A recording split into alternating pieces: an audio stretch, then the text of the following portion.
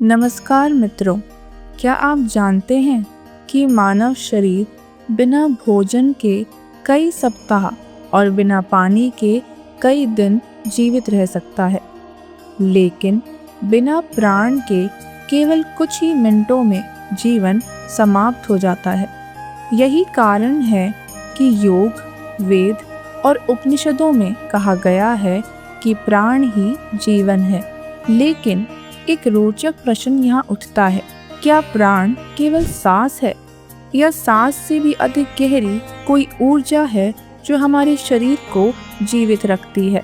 आज की इस प्रस्तुति में हम समझेंगे प्राण का रहस्य, मानव शरीर में प्रवाहित होने वाली उस अदृश्य ऊर्जा को जिसे योग शास्त्रों में जीवन का मूल कहा गया है। हम जानेंगे कि प्राण क्या है, यह शरीर में कैसे काम करता है, इसके कितने प्रकार हैं और योगियों ने हजारों वर्ष पहले इस ऊर्जा के रहस्य को कैसे समझा। सबसे पहले एक बात जो हम बचपन से सुनते आए हैं, मानव शरीर 5 तत्वों से बना है। ये 5 तत्व हैं पृथ्वी, जल, अग्नि, वायु और आकाश। लेकिन केवल इन तत्वों के होने से शरीर जीवित नहीं होता। शरीर को जीवित बनाती है प्राण शक्ति। जब यह प्राण शरीर में प्रवाहित होता है तब हृदय धड़कता है, सांस चलती है, भोजन पचता है, विचार उत्पन्न होते हैं और चेतना जागृत रहती है। और जब यही प्राण शरीर से निकल जाता है तो वही शरीर जो कुछ क्षण पहले जीवित था निष्प्राण हो जाता है। यही कारण है कि उपनिषदों में प्राण को जीवन की मूल शक्ति कहा गया है। योग दर्शन के अनुसार प्राण केवल शरीर के भीतर ही नहीं बल्कि पूरे ब्रह्मांड में व्याप्त है। सूर्य, पृथ्वी, वायु, जल, हर जगह यह ऊर्जा प्रवाहित हो रही है। हम इस ऊर्जा को कई रूपों में प्राप्त करते हैं, भोजन से, शुद्ध वायु से, जल से और सूर्य के प्रकाश से। इसीलिए योग शास्त्र कहते हैं कि मनुष्य केवल भोजन से नहीं बल्कि प्राण से जीवित रहता है। यदि प्राण इतनी सूक्ष्म ऊर्जा है तो यह शरीर में कैसे प्रवाहित होती है? योग परंपरा के अनुसार मानव शरीर में एक सूक्ष्म ऊर्जा तंत्र होता है जिसे नाड़ी तंत्र कहा जाता है। यह नाड़ियाँ दिखाई नहीं देती, लेकिन योगियों के अनुसार शरीर में लगभग 72,000 नाड़ियाँ होती हैं जिनमें प्राण ऊर्जा प्रवाहित होती है। इनमें 3 मुख्य नाड़ियाँ मानी जाती हैं, इंडा नाड़ी, पिंगला नाड़ी और सुषुम्ना नाड़ी। ये तीनों नाड़ियाँ हमारी रीढ़ की हड्डी के साथ सूक्ष्म शरीर में स्थित मानी जाती हैं। जहाँ जहाँ इंडा और पिंगला एक दूसरे को काटती हैं, वहाँ ऊर्जा के विशेष केंद्र बनते हैं जिन्हें हम चक्र कहते हैं। योग दर्शन के अनुसार शरीर में 7 प्रमुख चक्र होते हैं, मूलाधार, स्वाधिष्ठान, मणिपुर, अनाहत, विशुद्ध, आज्ञा और सहस्त्रार। जब प्राण इन नाड़ियों में संतुलित रूप से प्रवाहित होता है तब चक्र सक्रिय रहते हैं और शरीर तथा मन स्वस्थ रहते हैं।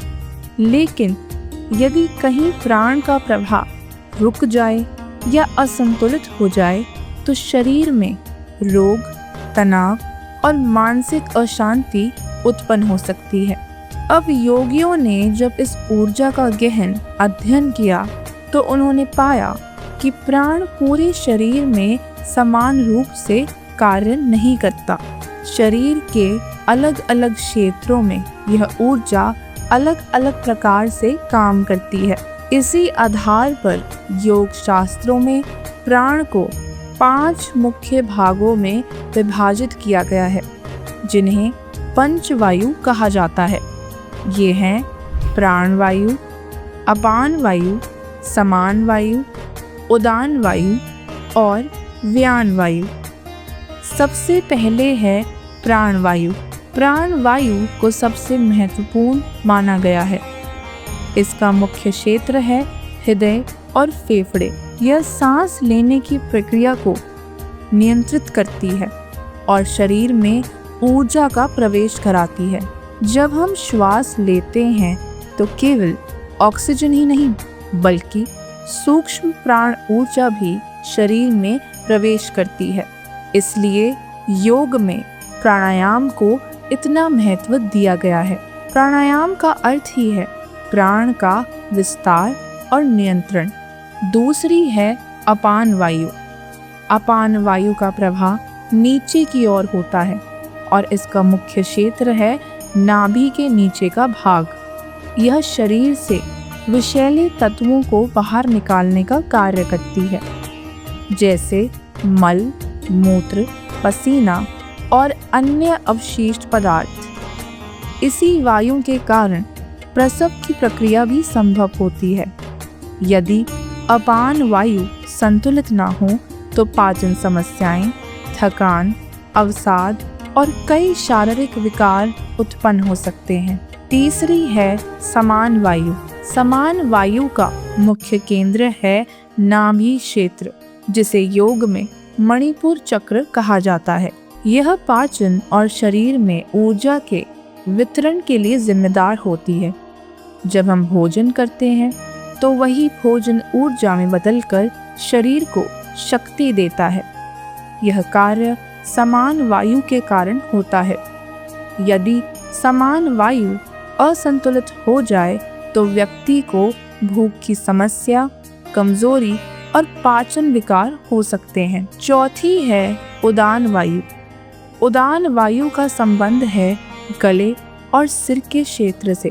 यह वाणी, स्मृति, विचार और चेतना से जुड़ी होती है।